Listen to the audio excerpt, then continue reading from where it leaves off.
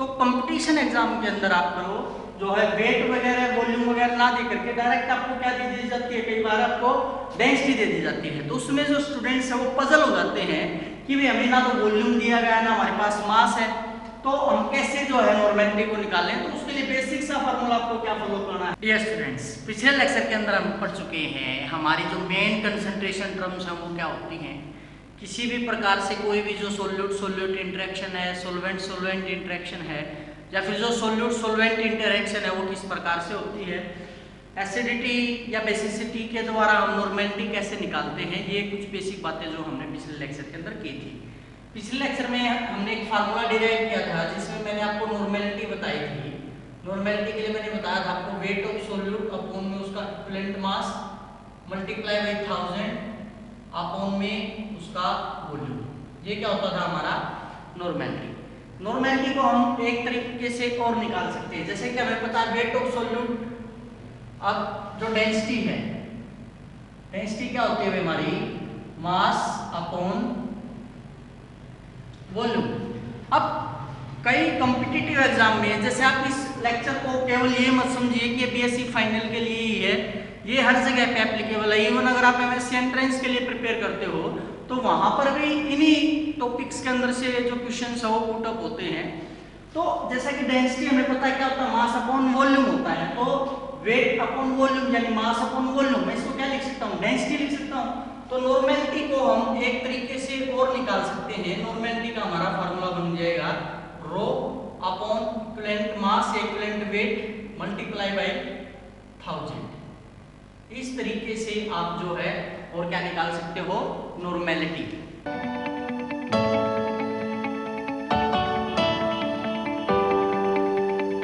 तो competition exam के अंदर आपको जो है वेट वगैरह वॉल्यूम वगैरह ना दे करके डायरेक्ट आपको क्या दे दी जाती है, कई बार आपको डेंसिटी दे दी जाती है। तो उसमें जो स्टूडेंट्स है वो पजल हो जाते हैं कि भाई हमें ना तो वॉल्यूम दिया गया है ना हमारे पास मास है, तो हम कैसे जो है नॉर्मेलिटी को निकालें। तो उसके लिए बेसिक सा फार्मूला आपको क्या फॉलो करना है, नॉर्मेलिटी किसी को पुट कर देनी है आपको, जो भी आपको डेंसिटी दी गई है, रो क्या है हमारी डेंसिटी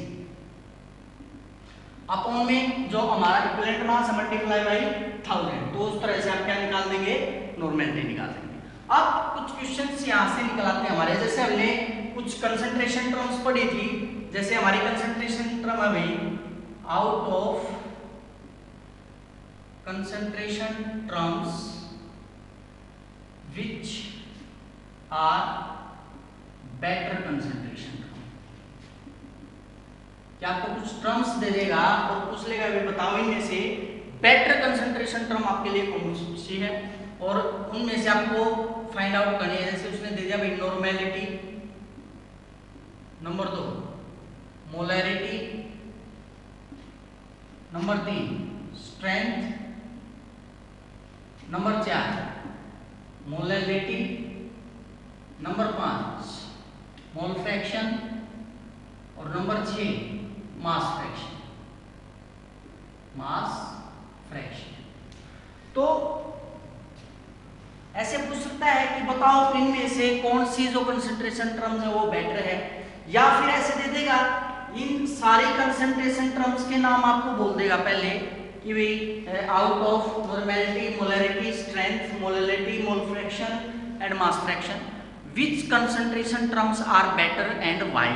पहले तो हमें यहाँ पर एक मतलब समझना होगा कि जो एग्जामिनर है या फिर साइंस की लैंग्वेज में हम बेटर कंसंट्रेशन टर्म किसको मानते हैं, कि जो बेटर कंसंट्रेशन टर्म है भाई उसको आप कैसे डिफाइन करोगे कि हाँ ये बेटर कंसंट्रेशन टर्म है और ये जो है बेटर कंसंट्रेशन टर्म नहीं है।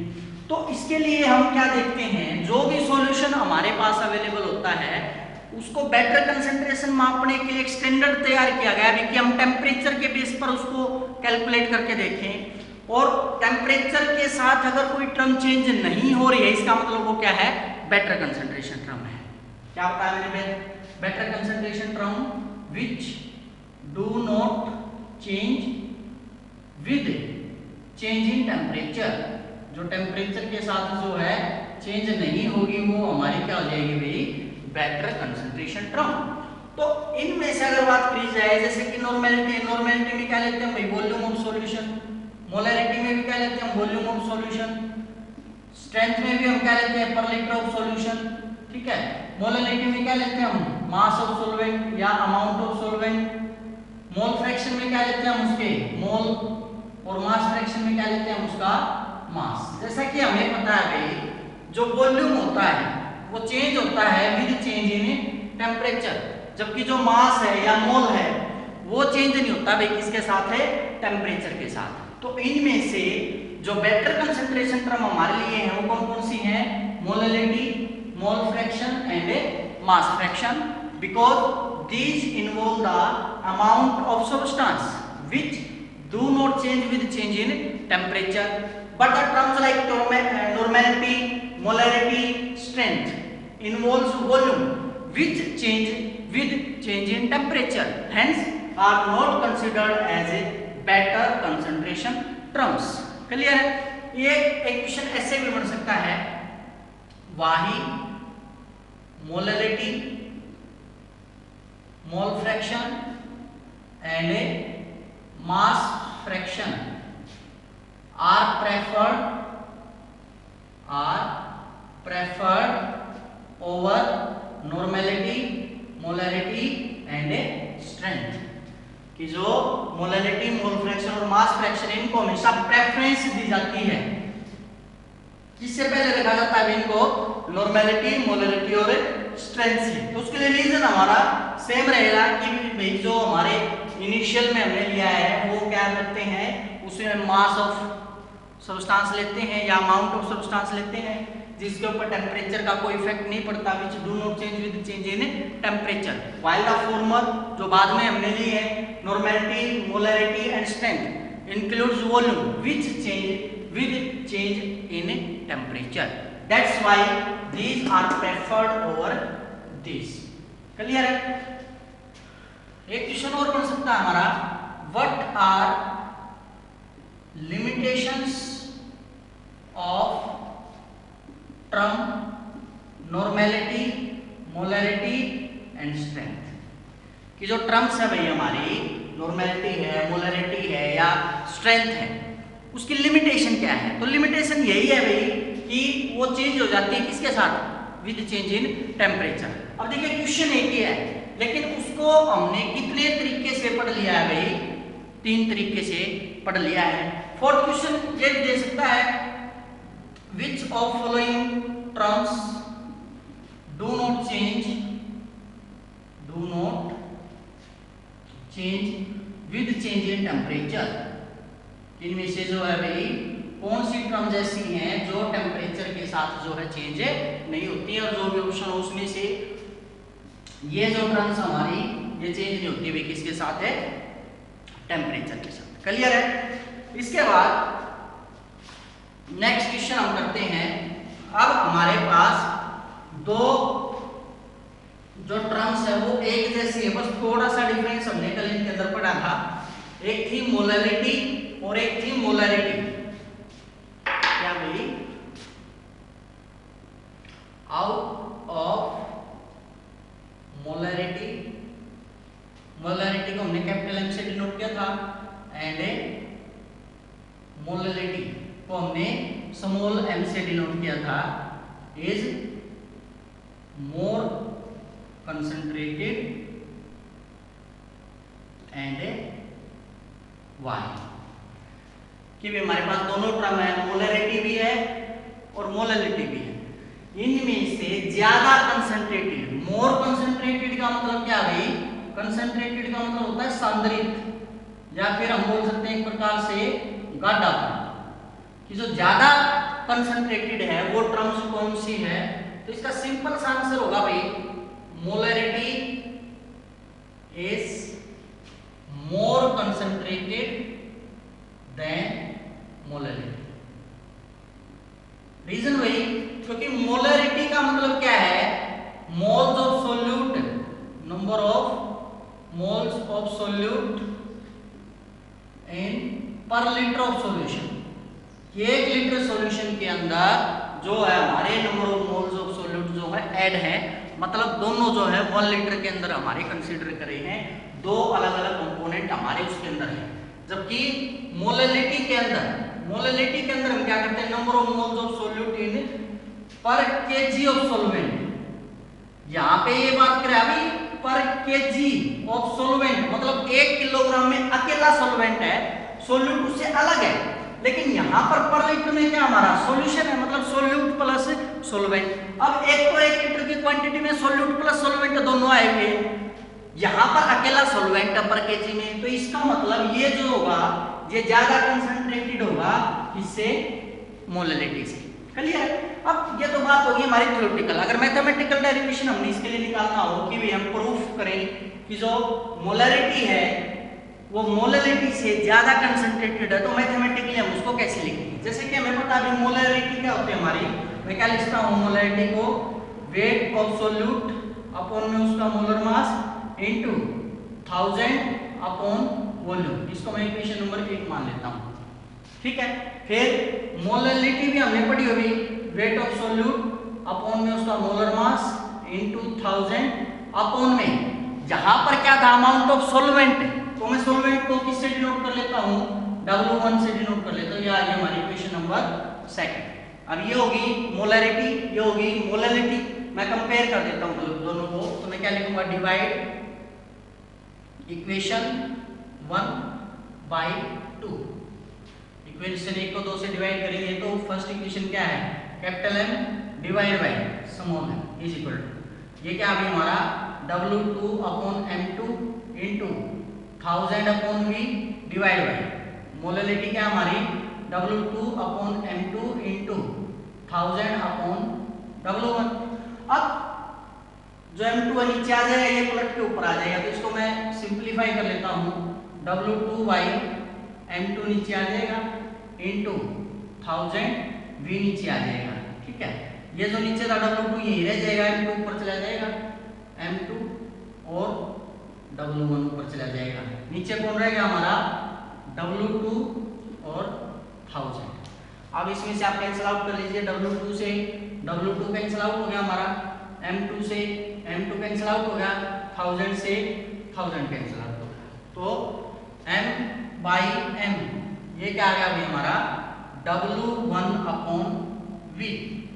अब अगर सॉल्यूशन जो है डाइल्यूट है, क्या है, for dilute solution total weight of solution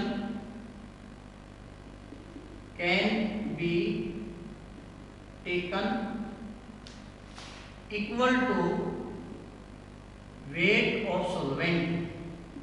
क्योंकि भी आपको पता है जो W1 था हमारा वो क्या था, वेट ऑफ सॉल्वेंट।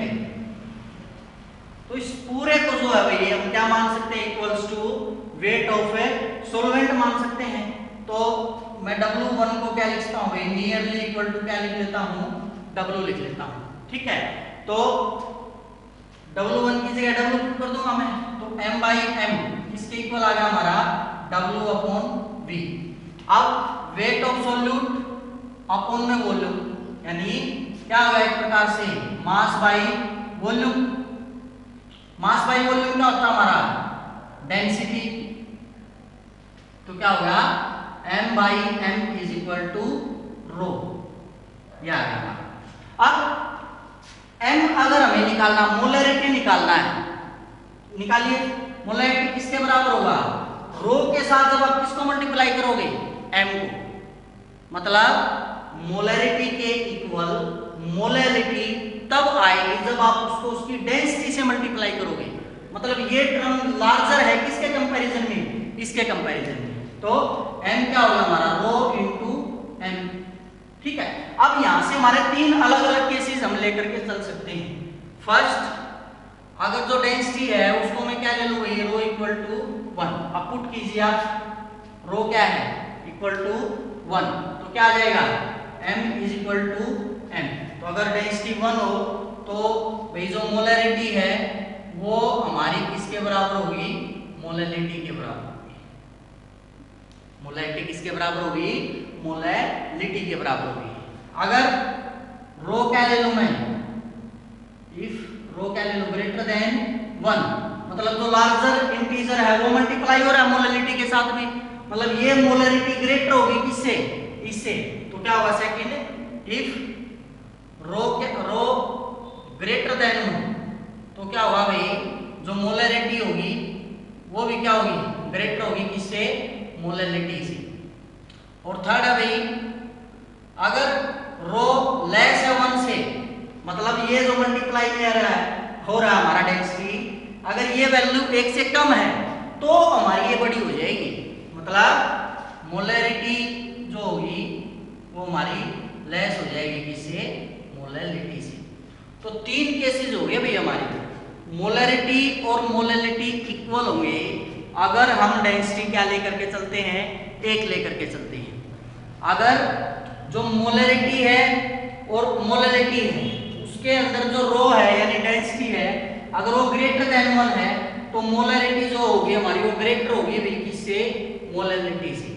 लेकिन अगर डेंसिटी कम है 1 से कम से अगर इसको इंटीजर को मल्टीप्लाई करने के लिए इसके इक्वल लेकर के आना पड़ रहा है, तो मतलब ये वैल्यू छोटी हो गई है इससे।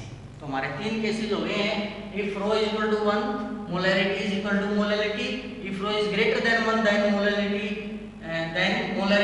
Is greater than molarity, and if rho is less than 1 then molarity is less than molarity. तो इस प्रकार से वही जो आप 3 अलग अलग केसेस लेकर के आप पता लगा सकते हो डेंसिटी के केस में भी कि किस प्रकार से जो डेंसिटी का रिलेशन है वो मोलरिटी और मोलरिटी के साथ में है। क्लियर है। इसके बाद हम एक बहुत ही इंपॉर्टेंट क्वेश्चन पढ़ेंगे भाई, और ये क्वेश्चन भाई मोस्टली पूछा भी जाता है कि किस प्रकार से जो है भाई जो सॉल्यूशन फॉर्मेशन है वो होती है, कैसे क्या प्रक्रिया होती है उसके अंदर, वो सारी बातें जो है कई बार पूछ ली जाती हैं। ठीक है, तो इसमें हम लिखेंगे वाही क्वेश्चन हमारा, वाही डू सॉल्यूशंस फॉर्म, जो सॉल्यूशन है भाई वो बनते ही क्यों हैं। अब इसके बारे में भी थोड़ा बहुत आइडिया तो मैंने आपको पहले वाले लेक्चर के अंदर दे दिया था कि जब सोल्यूट और सोलवेंट एक दूसरे के साथ जब यूनिफॉर्मली मिक्सअप हो जाते हैं तब वो जो है एक दूसरे के अंदर क्या हो जाते हैं, मिसिबल हो जाते हैं। ठीक है, लेकिन यहाँ पर हम क्या करेंगे, एक एग्जाम्पल लेकर के चलेंगे किन्हीं 2 अलग अलग सोल्यूट और सोलवेंट का, और फिर उसको हम देखेंगे कि भाई किस प्रकार से उनकी कंसंट्रेशन बढ़ाने घटाने से किस प्रकार से जो उनकी सोल्युबिलिटी के ऊपर फर्क पड़ रहा है। शुरुआत में उनके बीच में कौन से बॉन्ड थे, फिर कौन से बॉन्ड ब्रेक होंगे, और फिर जो नए बॉन्ड बनेंगे वो कौन से होंगे। मतलब किसी भी सॉल्यूशन की जो फॉर्मेशन है भाई वो बेसिकली हमारी 3 बातों पे डिपेंड करती है। ठीक है, या 3 की जगह मैं 2 भी बोल सकता हूँ। सबसे पहले जो बात है जो ओल्ड बॉन्ड है उनकी ब्रेकेज कैसे हो रही है, मतलब ब्रेकेज ऑफ ओल्ड बॉन्ड, और दूसरी जो डिपेंड करती है वो होती है हमारी फॉर्मेशन ऑफ न्यू बॉन्ड, कि ओल्ड बॉन्ड कैसे टूट रहे हैं और नए बॉन्ड कितनी तेजी से या कितनी स्लोली बन रहे हैं। इन बातों पर क्या बनती है हमारी किसी भी सॉल्यूशन की सॉल्युबिलिटी या सॉल्यूशन की फॉर्मेशन डिपेंड करती है। तो मैं यहाँ पे लिख देता हूँ कि किसी भी सॉल्यूशन की फॉर्मेशन 2 बातों पर डिपेंड करती है। Number 1 breakage of old bonds, और दूसरी होती है हमारी formation of new bonds, formation of new bonds. अब हम एक एग्जांपल लेते हैं इथेनॉल और वाटर का, considering example of ethanol and water. Ethanol का हमारा क्या फार्मूला आपको सभी को पता है, CH3CH2OH। ठीक है, वाटर का जो फार्मूला हमारा वो क्या है, H2। मतलब इन दोनों को जब हम मिक्सअप करते हैं भाई आपको पता है जो अल्कोहल और वाटर है वो कंप्लीटली मिसिबल होते हैं एक दूसरे के अंदर, और जितनी भी क्वांटिटी हम चाहे वाटर के अंदर अल्कोहल की ऐड कर सकते हैं, अल्कोहल के अंदर वाटर की ऐड कर सकते हैं, मतलब वो क्या है कंप्लीटली मिसिबल एक दूसरे के साथ। लेकिन क्वेश्चन आता है क्यों, ऐसा क्यों है कि वो कंप्लीटली मिसिबल क्यों है। तो इसके लिए पहले हमें इनकी बॉन्डिंग को समझना पड़ेगा कि जब हम बात करते हैं इथेनॉल की, तो इथेनॉल के अंदर क्या है भाई, जो हमारे बॉन्ड हैं जो बने हुए हैं इथेनॉल के आपस में बॉन्ड, वो हाइड्रोजन बॉन्ड बने हुए हैं। उन बॉन्ड्स की ब्रेकेज होती है वाटर के अंदर जो बॉन्ड बने हुए हैं उनकी ब्रेकेज होती है, और फिर थर्ड स्टेप में इन दोनों के बीच न्यू बॉन्ड की फॉर्मेशन होती है। मतलब मैं अगर इथेनॉल को दिखाना चाहूँ तो मैं इसको ऐसे दिखा लेता हूँ, CH3 CH2 और ये हो गया भाई हमारा OH, ऐसे दो। ये दूसरा मॉलिक्यूल ले लेता हूं मैं, CH3 CH2 OH। इस प्रकार से ये हमारा जो है इनके बीच में ये जो बॉन्ड है, ये कौन सा बॉन्ड है भाई? Hydrogen bond. ठीक है, ये क्या हो गया भाई हमारा इथेनॉल के अंदर बॉन्ड। वाटर के अंदर मॉलिक्यूल कैसे एग्जिस्ट करते हैं भाई? H2O, इसकी बॉन्ड है भाई हमारा हाइड्रोजन के साथ इस प्रकार से, इस प्रकार से जो हमारी इसकी बॉन्ड है। यहाँ पे भी हम हाइड्रोजन के साथ बॉन्ड दिखा लेते हैं इसकी, OH, ये हमारा हाइड्रोजन बॉन्ड है, और ये इनका आपस में क्या है? हाइड्रोजन बॉन्ड है। तो फर्स्ट स्टेप के अंदर क्या होगा भाई? जो इथेनॉल है और जो वाटर है उनके बीच में जो बॉन्ड बने हुए हैं उनकी क्या होगी? ब्रेकेज होगी। तो मैं क्या लिखूंगा? Hydrogen bond breakage. यहां पे मैं क्या लिखूंगा भाई? Hydrogen bond breakage. अब ये वाला भी बॉन्ड टूट गया इथेनॉल के बीच में, ये वाला भी बॉन्ड टूट गया।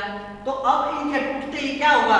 सेकंड स्टेप हमारा काउंट होगा, यानी formation of new bond start हो जाएगी। न्यू बॉन्ड में क्या होगा? जो इथेनॉल है वो बॉन्ड बनाएगा किसके साथ है? वाटर के साथ। कैसे? वही CH3 CH2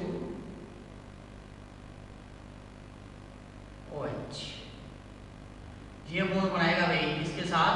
वाटर के साथ, इस प्रकार से। तो ये क्या है? Hydrogen bond formation. तो सॉल्यूशन फॉर्मेशन के लिए जरूरी क्या है आपकी? Breakage of old bond and formation of a new bond. अगर किसी भी सॉल्यूट या सॉल्वेंट के अंदर जो ब्रेकेज ऑफ ओल्ड बॉन्ड है वो फास्ट है और फॉर्मेशन ऑफ न्यू बॉन्ड भी फास्ट है, तो वो बहुत तेजी से एक दूसरे के अंदर क्या कर जाएंगे? डिसॉल्व कर जाएंगे। अगर उनके केस में ब्रेकेज और फॉर्मेशन स्लो है या फिर बहुत कम ब्रेकेज या फॉर्मेशन हो रही है, तो उस केस में जो सॉल्यूशन फॉर्मेशन के चांसेस हैं वो क्या है? हमारे बहुत ही ज़्यादा कम हो जाते हैं, क्योंकि उस केस में जो नए हाइड्रोजन बॉन्ड बनने हमारे, वो हाइड्रोजन बॉन्ड की फॉर्मेशन नहीं हो पाती है, जिस कारण से हमारी क्या नहीं होती है? सॉल्यूशन की फॉर्मेशन नहीं होती है। इसी प्रकार से आप एक और एग्जांपल ले सकते हो, जैसे आपने देखा होगा कार के आगे जो रेडिएटर होता है जिसमें हम पानी डालते हैं, तो उसमें कूलेंट मिला दिया जाता है। ठीक है, तो वो जो कूलेंट है वो पानी के अंदर डिसॉल्व करके उसका जो कलर है वो थोड़ा सा ग्रीनिश कर देता है। तो वहां पर एक क्वेश्चन अराइज होता है कि ऐसा क्या है कि जो कूलेंट है वो वाटर के साथ इमीडिएटली जो है डिसॉल्व कर जाता है। ठीक है, तो क्या लिखेंगे? वाही coolants which are added in car radiators with a water dissolve immediately। वो जो है बहुत तेजी से क्या हो जाते हैं भाई? डिसॉल्व हो जाते हैं। उसके लिए जो रीजन है वो क्या है? तो उसके लिए अल्टीमेट रीजन मैंने आपको क्या बताया भाई? Hydrogen bond formation. वाटर के साथ अगर कोई भी मॉलिक्यूल हमारा डिसॉल्व करवा रहे हैं या फिर कोई अगर उसके अंदर डिसॉल्व नहीं हो रहा है तो लिख देंगे भाई उसके अंदर हाइड्रोजन बॉन्ड फॉर्मेशन नहीं हुई, और हो रहा है तो लिख देंगे भाई हाइड्रोजन बॉन्ड फॉर्मेशन हो गई। अब यहाँ पे जो कूलेंट है वो पानी के साथ इमीडिएटली घुल रहा है, इसका मतलब एक चीज तो कंपलसरी है भाई कि उसके अंदर जो है किसकी फॉर्मेशन हो रही है? हमारी इजिली हाइड्रोजन बॉन्ड फॉर्मेशन हो रही है। एक बात तो कूलेंट का जो कंस्टिट्यूएंट होता है उसके अंदर या तो क्या मिला होता है? इथाइलिन ग्लाइकोल या फिर प्रोपाइलिन ग्लाइकोल। अब ये इथाइलिन ग्लाइकोल या प्रोपाइलिन ग्लाइकोल हमारा क्या है? इथाइलिन ग्लाइकोल का फार्मूला होता है भाई CH2OH CH2OH। ये क्या हमारा इथाइलिन ग्लाइकोल। अब आपको दिखाई दे रहा होगा भाई इसी की तरह इथेनॉल की तरह, जैसे इसमें OH बॉन्ड था हमारा, इसमें OH बॉन्ड था हमारा, सिमिलरली इसके अंदर भी हमारे क्या है? OH बॉन्ड है। तो ये OH बॉन्ड वाटर के साथ इमीडिएटली क्या कर लेते हैं भाई? Hydrogen bond formation. क्या कर देते हैं? हाइड्रोजन बॉन्ड फॉर्मेशन, जिस कारण से ये इमीडिएटली उसके अंदर जो है क्या कर जाते हैं भाई? डिसॉल्व कर जाते हैं। ठीक है, तो इसका रीजन लिख सकते हैं भाई, ये जो कूलेंट्स हैं, coolants also dissolve in water because they contain ethylene glycol or propylene glycol which form hydrogen bonding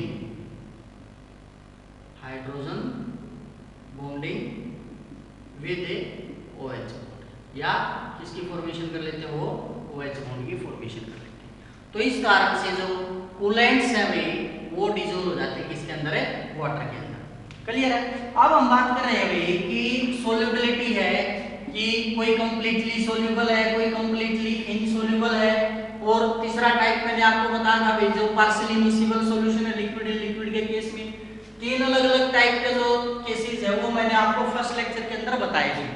तो यहाँ पर एक क्वेश्चन आता है कि सर हम बोलते हैं कंप्लीटली मिसिबल या पार्शियली मिसिबल, लेकिन क्राइटेरिया क्या है? मतलब अगर मैं आपको कोई ऐसी दो अलग अलग सोल्यूट और सोलवेंट दे देता हूँ और मैं आपको बोलूँ भाई पता लगाओ कि ये इनसोल्यूबल है, सोल्यूबल है या पार्शियली मिसिबल है, तो आप बोलोगे सर क्राइटेरिया क्या है? क्राइटेरिया का मतलब क्या है? What is the standard chosen to differentiate between soluble, insoluble and partially soluble. तो इसके लिए एक पैमाना बनाया गया है कि हम कैसे पता लगाएंगे कि कौन इनसोल्यूबल है, कौन सोल्यूबल है। तो इसको हम क्या बोल सकते हैं भाई? प्रिडिक्टिंग सोल्यूबिलिटी, कि हम कैसे अंदाजा लगाएंगे कि सोल्यूबिलिटी कैसे निकालनी है सोल्यूबल, इनसोल्यूबल और पार्शियल सोल्यूबल के लिए। तो जो सोल्यूबिलिटी को प्रिडिक्ट करना है एक बिल्कुल आर्बिट्री कॉन्सेप्ट। आर्बिट्री कॉन्सेप्ट का मतलब इसके लिए कोई मतलब एक क्लियर कट कोई आइडिया पर्टिकुलर ये नहीं है कि ये स्टैंडर्ड हम चूज करेंगे इसको डिफरेंशिएट करने के लिए। उसके लिए फिर भी कुछ पैमाने तैयार कर लिए गए हैं जिसके बेसिस पर हम लैब के अंदर एक्सपेरिमेंट करते हैं और पता लगाते हैं कि ये कंप्लीटली सोल्यूबल है, इनसोल्यूबल है, कैसे है। तो क्या लिखेंगे भाई? It is arbitrary to divide a substance as soluble और insoluble। बहुत मुश्किल है पता लगाना कि भी वो soluble है या insoluble है, but some common criteria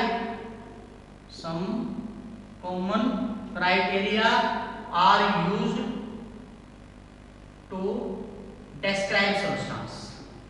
लेकिन भाई फिर भी substances को describe करने के लिए कुछ कॉमन क्राइटेरिया यूज कर लिए गए हैं।